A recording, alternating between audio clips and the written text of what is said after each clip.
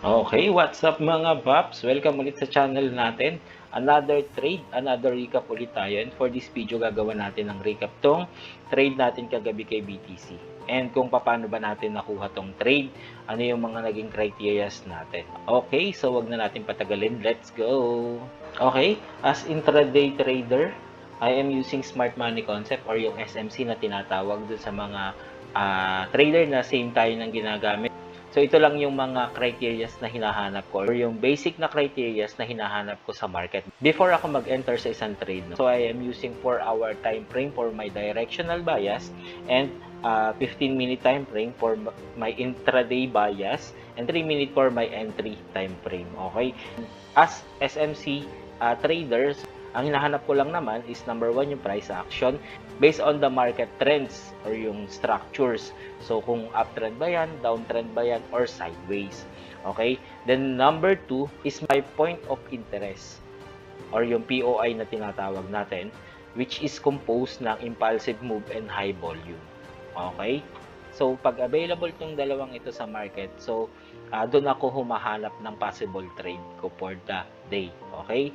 So, I will discuss na lang siguro sa actual chart kung paano ko ba in-identify itong dalawang criterias kung ito doon sa trade natin kay BTC. Okay? So, ang trade ko kasi is nag-i-start siya ng London session hanggang New York session, hanggang mag-end ang New York session. Kung may makita akong setup doon, so, and na-meet yung mga criterias ko, yung intraday bias ko, yung entry criterias ko, so magti-trade ako. So during Asian session, nag-identify ako ano ba yung possible gawin ni market. So pag na-identify ko yun, yun yung titingnan ko pag magti-trade na ako ng London. Okay? So I think as of 8 AM to kahapon, so nag-chart ako and andito yung price. So ang naging key levels, kung mabibreak niya to during Asian up to London session, so ang hahanapin ko is buy setups. Okay? Then kung mabibreak niya tong baba, ang hahanapin ko is the sell setups. So tingnan natin kung ano ba ang nangyari sa market, bakit naging sell setups yung trade natin. Okay. Okay, so ito yung nangyari kahapon sa market. Okay, so ito yung key levels natin na kung saan mapibreak, doon tayo maghahanap ng setups. Okay, in relation sa price action, so based ako sa market structures, no? So I am using external at internal structures. So paano ba ako nag-identify ng structures? So for my external structures, ito yung main structures ko. So ito yung range niya. So bearish ako kay short term bias ko, no? So yung main structure ko is bearish siya. So, nagkameron ng market structure shift dito sa area na to. And nagkameron pa ng confirmation swing structure. So, na-break pa niya yan. So, okay. So, lahat ng mangyayari na structures within this range na is our internal structures. So, since intraday trader lang naman tayo, so, nakapokus lang ako dun sa recent structure natin, which is nandito lang yan. Okay. So, kaya nagkamap ako dito sa trade natin kahapon. So ito yung key levels na in-identify natin during Asian session. Whichever na mabibreak, doon tayo hahanap ng setup. So ang nangyari, na-break niya tong baba. So based sa criteria natin, so kung alin yung mabibreak, yun yung hahanapan natin ng setup. So since ang nangyari is na-break itong baba, humanap ako ngayon ng sell setups. So pagka-break nitong area na to, itong low na to, so medyo hesitant ako dito. Kasi hindi siya nag-candle closer. Okay? So weak lang siya. So ang treatment ko dyan is weak lang. So less probability sa akin yan. Kasi less probability yan kasi weak lang. Okay, so sweep lang, possible yan. However, isa sa rules ko is hindi naman agad-agad aakyat yan dyan para meron ng panibagong structure. So, na-identify ko tong area na to based sa aking POI, despite na weak lang to, pero still bearish pa rin yung trend ko. Okay?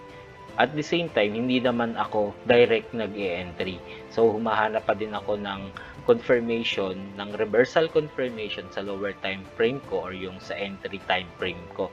So, na-identify ko nga to as my POI sa 15 minute na possible mag-retrace and mag-react si market natin. Okay?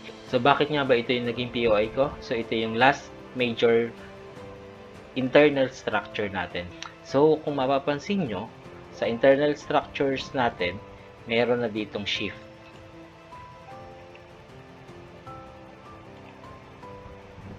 Tapos, meron pa dito ng confirmation swing. Okay. So, ayan. Nung na-break niya yung recent low, this one, so, naging boss na siya.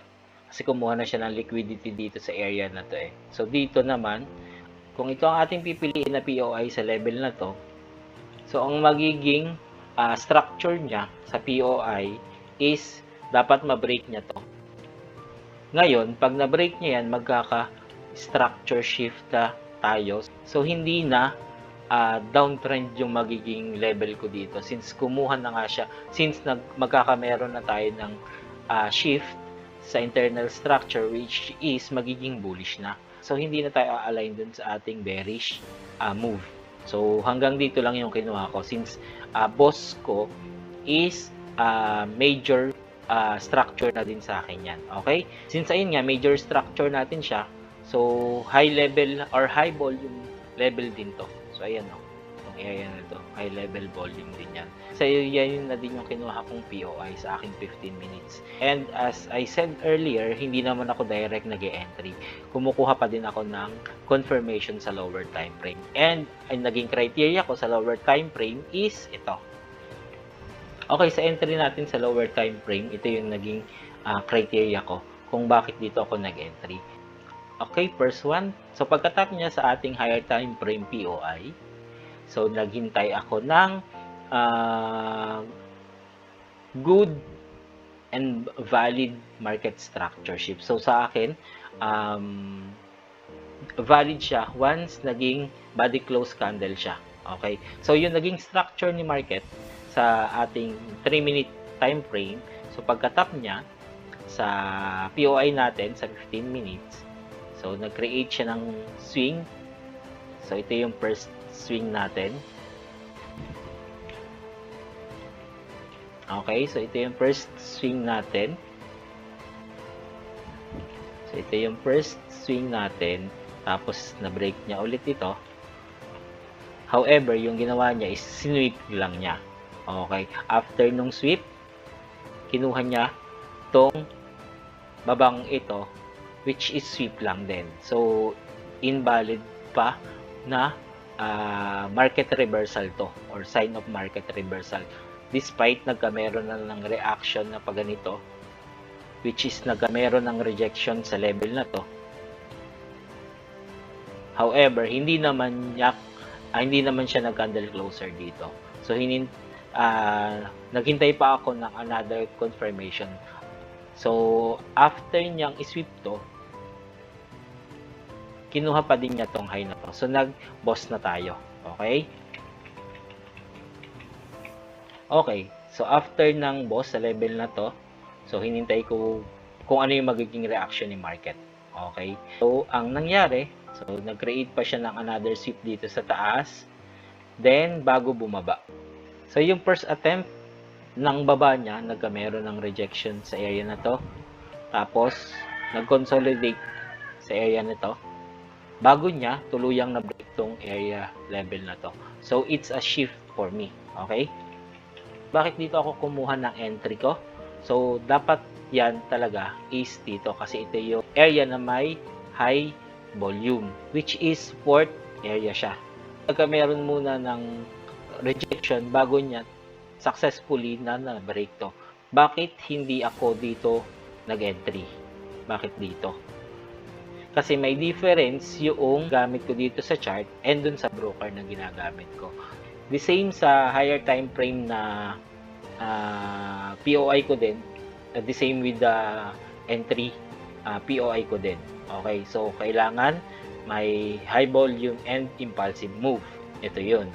Which is, nag-iwan siya ng FBG dito sa area na ito. At dito sa FBG na to, dun ko sinet yung aking entry sa aking broker. Kaya nakuha ko yung entry na yon. Okay? So, SL ko, dito lang sa taas ng recent or yung pinaka-high ng ating structure. So, naglagay lang ako ng allowance since may difference nga sa price ni broker at dito sa trading view na broker na ginagamit ko. 10 TP lang dito. Recent low ng higher time frame natin. So, yan lang yung naging target natin. And itong ating trade is nag-result ng 1:2 RR. Okay? Then, yung duration ng ating trade, so pagka mitigate dito, kinuha na siya dito sa area na to, which is 30 minutes lang din kinuha. So, ayun, pagka tapos nito, natapos siya ng 11:30, so nag-out na ako sa market. Okay? So, one trade lang ako kahapon ng Sunday. Okay? Si BTC lang din naman ang available to trade noong during weekends. Okay? So, I think yun lang naman for this trade. And, ayun, thank you kung hanggang ngayon is umabot ka pa dito sa video na to. And, para maging updated ka lagi sa mga future uploads pa natin about trade recaps, tips, especially kung same tayo ng strategy na ginagamit, insights, experiences, and kwentuhan about trading. So, ayun, don't forget to hit the like button, share, and subscribe. Hopefully, maging successful tayo sa industry na to. So, always remember na to strictly follow your trading plans, risk management, and let the market do its job. So, happy trading!